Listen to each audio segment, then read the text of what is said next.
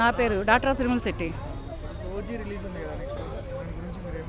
Waiting ఎప్పుడా ఎప్పుడా ఎప్పుడా అని ఒక్కసారిగా ఆనందాలు థియేటర్లో చూపించాలా, ఒక్కసారిగా జనసముద్రాన్ని థియేటర్లో చూద్దామని మరొకసారి వెయిటింగ్ పవన్ కళ్యాణ్ గారి మూవీ కోసం.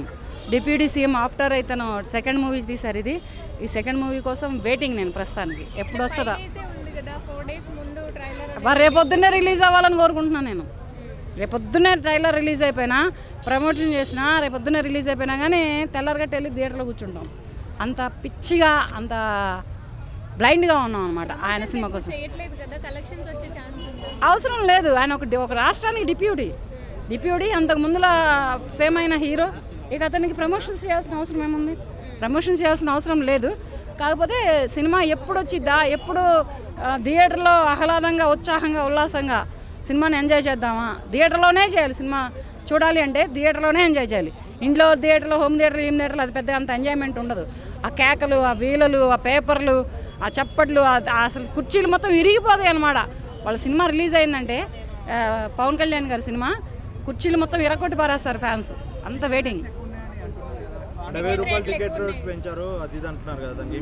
టికెట్ రేట్లు తగ్గించాలండి. ఎందుకనంటే ప్రతి ఒక్కడు 200-300, 400-500, 1000 రూపాయలు, 1500 రూపాయలు టికెట్ పెట్టుకొని వెళ్ళలేడు.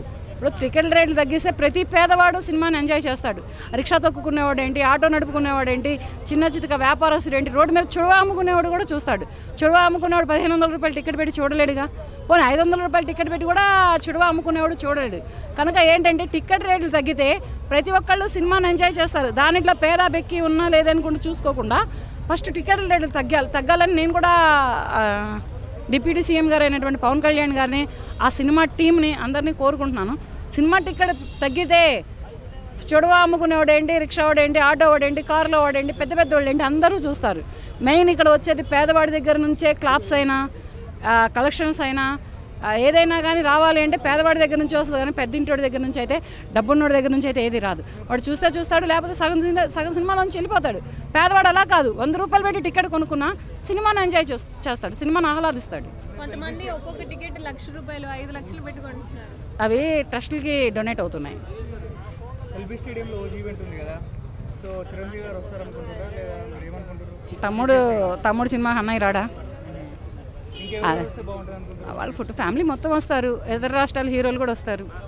విజయ్ గారు ఏంటి, తర్వాత గవర్నమెంట్లో డిప్యూటీ సీఎం ఉన్నారు కదా, చంద్రబాబు లోకేష్ గారు వస్తే బాగుంటుంది. వాళ్ళు వస్తారు, రాకపోవచ్చు. ఏంటంటే ఈయన వచ్చి వాళ్ళు వస్తే అక్కడ రాష్ట్ర పరిపాలన ఎవరు చూసుకుంటారు? దాని మీద వాళ్ళు రావచ్చు, రాకపోవచ్చు. 1 or 2 days రావచ్చు, దాని పెద్ద కష్టం కాదు. కాకపోతే వాళ్ళు వస్తే బిస్కెట్ అయిపోతుంది. రాకుండా ఉండడమే బెటర్. ప్రమోషన్ ఆయన చేయడం లేదని చెప్తున్నారు కానీ ప్రమోషన్లు సినిమా ఇండస్ట్రీ మొత్తం చేస్తున్నది బ్రో. సినిమా ఇండస్ట్రీ మొత్తం ప్రమోషన్ చేస్తున్నది. ఇప్పుడు ప్రతి చిన్న హీరో సినిమా నిన్న జరిగిన లిటిల్ హార్ట్స్ అప్పుడు కానీ, లేకుంటే ఇంకొక సంథింగ్ సో ఏదో సినిమా వచ్చినప్పుడు కానీ, ఎవరి ప్రస్తావన వచ్చినా కానీ ఓజీ నామస్మరణమే తప్ప వేరేదేం లేదు ఇక్కడ. ఇప్పుడు ఫస్ట్ డే కలెక్షన్స్ ఎన్ని వస్తాయని మీరు అనుకుంటారు? రావచ్చు బ్రో. ఫస్ట్ డే కలెక్షన్ తన మార్క్ని అయితే దాటచ్చు.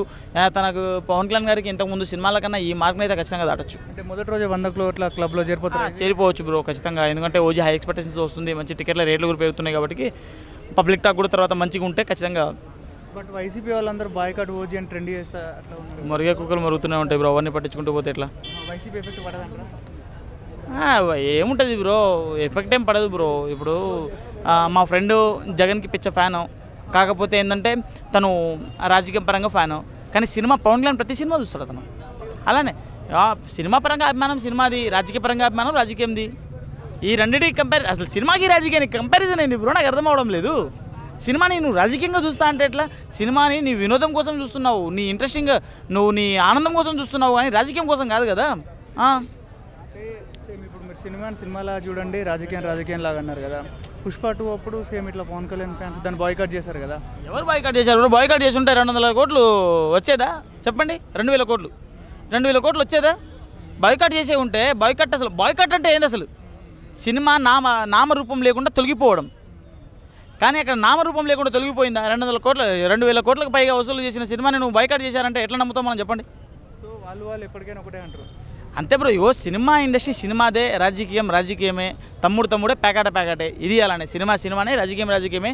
దానికి దీనికి కంపేర్ చేసి మీరు మాట్లాడకండి. అట్లా మీరే కాదు చూసేటోళ్ళైనా కానీ దీని కింద కమెంట్లు పెడతారు. ఎప్పుడు ఏంటంటే రాజకీయము సినిమా వేరే వేరే మరి రాజకీయాలు చేసేటోడు సినిమాలో ఎందుకు ఉంటాడు, సినిమా చేసేటోడు రాజకీయ, అది వాళ్ళ పర్సనల్ ఇంటెన్షన్ అయ్యా. ఇప్పుడు నువ్వు ఒక మాట చెప్తాను, నువ్వు నా దగ్గర రివ్యూ తీసుకుంటున్నావు, రివ్యూ తీసుకునేటోడు నువ్వు పార్ట్ టైంగా వెళ్ళాలంటే నువ్వు ఇంటికి వెళ్తున్నావు, పార్ట్ టైంగా ర్యాపిడ్ చేసుకుంటూ వెళ్ళిపోవా? అది అంతే. ఎవరి పర్సనల్ వర్క్ వాళ్ళది, పర్సనల్ సంపాదన వాళ్ళది. రాజకీయంలో జీతం ఎంత ఉంటుంది? రాజకీయంలో జీతం ఎంతవరకు ఉంటుంది? ఒక ఎమ్మెల్యేకి జీతం 35,000 70,000 ఎంత ఉంటుంది. ఆ జీతం దానికి సరిపోదు. పర్సనల్గా సినిమాలు తీసుకుంటాడు, పర్సనల్గా బిజినెస్ పెట్టుకుని బిజినెస్ లేని రాజకీయ నాయకులు ఉన్నారు. ప్రతి రాజకీయ నాయకుడు తన బిజినెస్ అంటూ తను పెట్టుకున్నాడు.